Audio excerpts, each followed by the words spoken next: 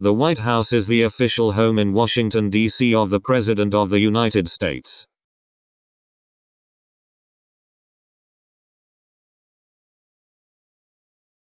The White House building. Our first president, George Washington, selected the site for the White House in 1791. After 8 years of construction, President John Adams and his wife, Abigail, moved into the unfinished house in 1800. During the War of 1812, the British set fire to the president's house in 1814.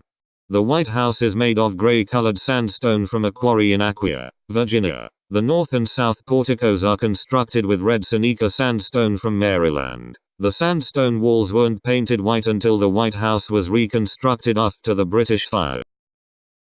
On Christmas Eve 1929, shortly after the United States fell into a deep economic depression, an electrical fire broke out in the west wing of the White House. The fire gutted the executive offices. Congress approved emergency funds for repairs, and President Herbert Hoover and his staff moved back in on the 14th of April, 1930.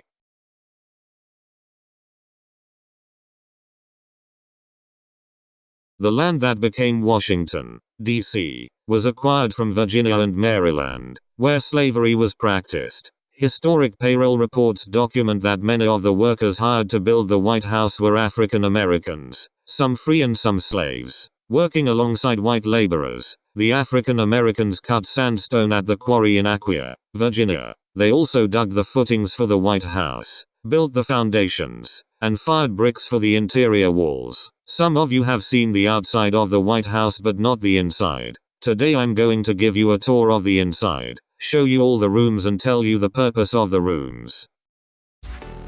You can separate the building into 3 different parts: the residence, the west wing, and the east wing. Let's start with the east wing. There's 2 stories here which have many different rooms and offices. The second floor is usually occupied by the First Lady and her staff. This is the guest entrance to the White House.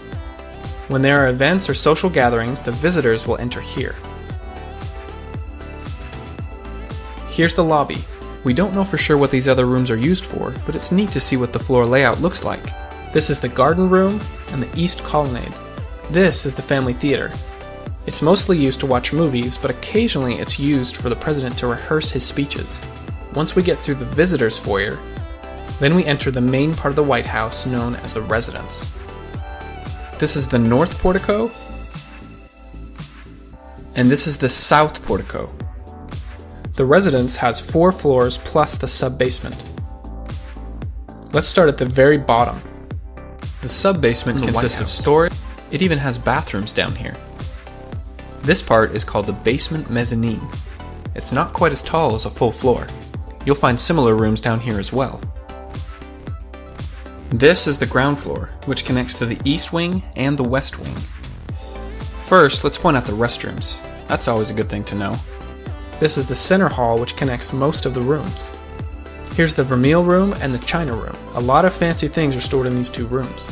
The diplomatic reception room. This is where the foreign ambassadors enter the White House. This is the map room. Sometimes TV interviews happen here. We got some doctors' offices to keep the president healthy, and housekeepers' offices here. This is the library, the curator's office, that's kind of like the White House historian, the Secret Service, and the kitchen. This is the flower shop, the carpenter shop, and the bowling alley. That's right, there's a bowling alley in the White House. The bowling alley is actually right underneath the steps for the north portico. These steps lead right into the first floor of the White House residence. A lot of action happens here. This is the East Room. A lot of social gatherings and performances happen here. The Green Room, Blue Room, and Red Room. Yes, the room. Here's the Cross Hall and the Entrance Hall. This is the Grand Staircase. This is where the President and the First Lady can make their grand entrance. The State Dining Room is where a large amount of guests can be fed. The smaller family dining room is located here. The Usher's Room is located here so that guests can check in when they enter the White House. The second floor is known as the Family Residence. This floor is where the President and his family live during their time at the White House.